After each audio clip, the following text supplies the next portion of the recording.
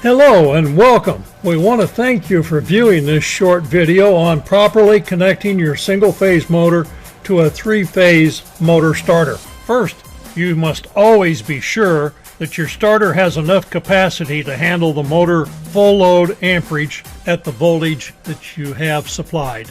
Second, make sure that the overload is sized properly for the motor you will be operating. In this slide, we are showing both a pictorial and schematic drawing of the starter, so it is easy for everyone to understand.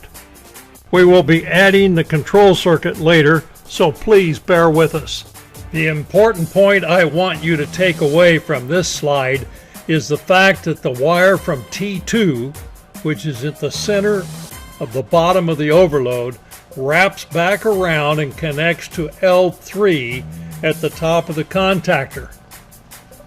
The motor load is taken from T1 and T3 at the bottom of the overload, allowing for the overload protector to detect bounced amperage on all three phases.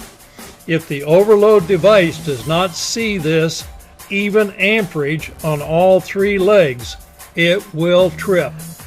There are several ways control can be achieved, and shown here is just one of many. As you can see, the starter overload protector is connected in series with one side of the coil, which opens with a fault, causing the starter to stop. Of course, the normal start-stop circuit controls the starter normally. We will study the control circuits in more detail in another video. But for now, the important takeaway is to remember to install a wire from T2 to L3 so that the current measured by the overload block is bounced on all three legs of the overload. Thank you for watching, and please leave your comments. Have a great week.